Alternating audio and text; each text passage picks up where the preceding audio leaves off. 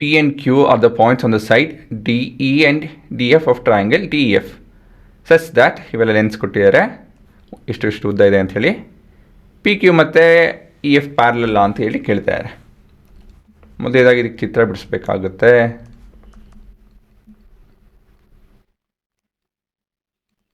ಈಗ ಕಾಣಬೇಕು ರ್ಯಾಂಡಮ್ ಟ್ರಯಾಂಗಲು ಅಂತ ಹೇಳಿದ್ರೆ ನೋಡೋದಕ್ಕದು ಈಕ್ವಲ್ ಟ್ರಯಾಂಗಲ್ ಥರ ಕಾಣ್ಕೊಡೋದು. ಆಯಿತಾ ಹುಡುಗರ?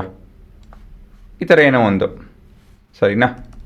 ಇದೆಂಥದ್ದು ಡಿ ಇ ಎಫ್ ಅದಾಯಿತು ಅಂದಮೇಲೆ ಇದು ನಿಮ್ಮ ಪಿ ಕ್ಯೂ. ಇವಾಗ ಇದರಲ್ಲಿ ಇದು 5 ಸೆಂಟಿಮೀಟರ್ ಅಂತ ಕೊಟ್ಟಿದ್ದಾರೆ ಪ್ರಶ್ನೆಯಲ್ಲಿ. ಇದು ಡಿ ಪಿ ಇಸ್ 5 ಸೆಂಟಿಮೀಟರ್ ಮತ್ತು ಡಿ ಇ ಇದೆಲ್ಲ ಪೂರ ಈ ಕಡೆಯಿಂದ ಈ ಕಡೆವರೆಗೂ ಈ ಕೊನೆಯಿಂದ ಈ ಕೊನೆವರೆಗೂ 15, ಹಾಗಾಗಿ ಇದು 10, ಇದು 6,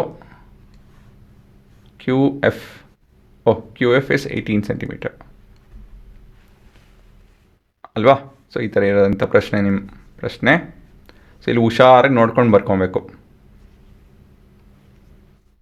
ನೆಕ್ಸ್ಟ್ ಏನು ಹುಡುಗರ ವರ್ಕಿಂಗ್ಗೆ ಶುರು ಮಾಡೋಣ. ಹಾಂ, ಒಂದ್ಸತಿ ಚೆಕ್ ಮಾಡ್ಕೊತೀನಿ ನೋಡಿ.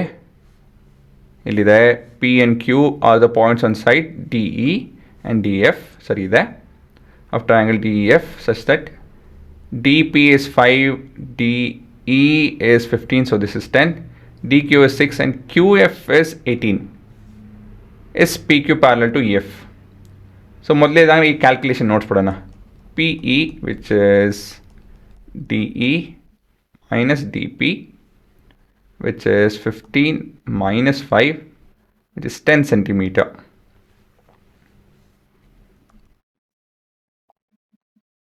ಆಯಿತು. Next D P by P E ಏನು ಕಾನ್ಸೆಪ್ಟ್ ಉಪಯೋಗಿಸ್ತೀನಿ ನಾನು ಇಲ್ಲಿ? ಹೌದು, ಬಿ ಪಿ ಟಿ ನೋಡ್ತಾ ಇದ್ದೀನಿ. ಬಿ ಪಿ ಟಿಗೆ ಏನು ಬೇಕು? ಬಿ ಪಿ ಟಿ ಅಲ್ಲ, converse of B P T. Actually converse of B P ಟಿಗೆ ಏನು ಬೇಕು? ರೇಷಿಯೋ ಸೇಮ್ ಇದೆಯೋ ಎಲ್ಲ ಗೊತ್ತಿರಬೇಕು. ಸೊ ಹಾಗಾಗಿ ಕ್ಲೀನಾಗಿ ಕಾಣ್ತಾ ಇದೆ ರೇಷಿಯೋ ಸೇಮ್ ಇಲ್ಲ ಅಂಥೇಳಿ. ಬಟ್ ಹಾಂ, ಇದು ಹಾಫ್ ಬಂತು. ರೇಷಿಯೋಸ್ ಕಂಡುಹಿಡಬೇಕು.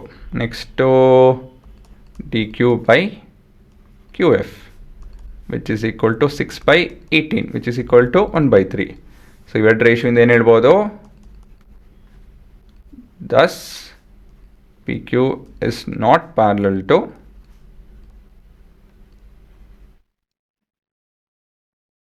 ಇಂಥದ್ದು EF. ರೀಸನ್ ಕೊಡಬೇಕು, ಯಾಕಂದರೆ ಅಲ್ಲಿ ವೈ ಅಂತ ಹೇಳಿ ಅವ್ರು ಆ್ಯಕ್ಚುಲಿ ಕೇಳ್ತಾರೋ ಬಿಡ್ತಾರೋ ನೀವಂತೂ ಬರೀಬೇಕು. Because DE by EF is not equal to DQ by QF as per converse of BPT. ಹಾಂ, ಸೊ ಎಲ್ಲ ಬೇಕಾಗಿರೋಂಥ ಇನ್ಫಾರ್ಮೇಷನ್ ಇಲ್ಲಿ ಎಂಡ್ ಮಾಡಿದ್ದೀವಿ. ಅದು ಒಳ್ಳೆಯದು. ಮತ್ತೊಂದು ಸತಿ ಹೇಳ್ತೀನಿ ನೋಡಿ, ಇಲ್ಲಿ ನೀವು ಸಪ್ರಾಕ್ಟ್ ಮಾಡೋದು, ಇದು ಯೋಚನೆ ಮಾಡೋದು ಒಳ್ಳೆಯದು. ಅಂತ ಹೇಳಿದ್ರೆ ಇಲ್ಲಿ ಪ್ರಶ್ನೆ ಓದೋದು, read the question carefully. So that would be the star. Read the question carefully. That's the star. ಏನಕ್ಕಂತ ಹೇಳಿದ್ರೆ ಇಲ್ಲೇ ತಪ್ಪಾಗೋದು ನೋಡಿ. ಇಲ್ಲಿ ಕ್ಯೂ ಎಫ್ ಬದಲಾಗಿ ನಾನು ಡಿ ಎಫ್ ಅಂತಲೂ ಕೂಡ ತೊಗೊಬೋದಾಯಿತು. ಪ್ರಶ್ನೆ ತಪ್ಪು ಓದಿ ಅದೇನಾಗುತ್ತೆ ಅಂತ ಹೇಳಿದ್ರೆ ಓದ್ತಾ ಏನಾಗುತ್ತೆ ಅಂತ ಹೇಳಿದ್ರೆ ಮನಸ್ಸಲ್ಲಿ ಹಾಂ ಡಿ ಎಫ್ ಕೊಟ್ಟಿದ್ದಾರೆ 18 ಅಂತ ಹೇಳಿ. ಯಾಕಂತ ಹೇಳಿದ್ರೆ 18 - 6 12 ಬರುತ್ತೆ. ಸೊ ದೇ ಆರ್ ಪ್ಯಾರಲಲ್ ಅಂತ ಹೇಳಿ ಗೊತ್ತಾಗ್ಬಿಡುತ್ತೆ ಅನಿಸುತ್ತೆ ಅಲ್ವಾ?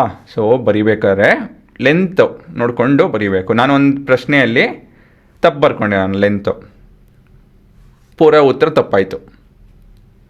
ಸೊ ಆ ಥರ ಆಗೋಕ್ಕೆ ನೀವು ಚಾನ್ಸ್ ಕೊಡೋಕ್ಕೆ ಹೋಗಬೇಡಿ. ಪ್ರಶ್ನೆ ಆರಾಮಾಗಿ ಓದಿ, ಆಯಿತಾ? ಕ್ಲೀನಾಗಿ ಬರ್ಕೊಂಡು ಮುಂದುವರಿಬೇಕು, ಸರಿನಾ? ಸೊ ಇದರಲ್ಲಿ ಇನ್ನೇನೆಲ್ಲ ಸುಲಭನೇ conceptually. So always read the question carefully and then after that you can think of the answer. ಅದಾದಮೇಲೆ ನೀವು ಆರಾಮಾಗೆ ಉತ್ತರ ನೀವೆಲ್ಲ ಜಾಮಿಟ್ರಿ ಆರಾಮಾಗಿ ಸಿಗುತ್ತೆ. ಗಿವನ್ ಸರಿ ಬರಬೇಕು, ಚಿತ್ರ ಸರಿಗೆ ಬರಬೇಕು.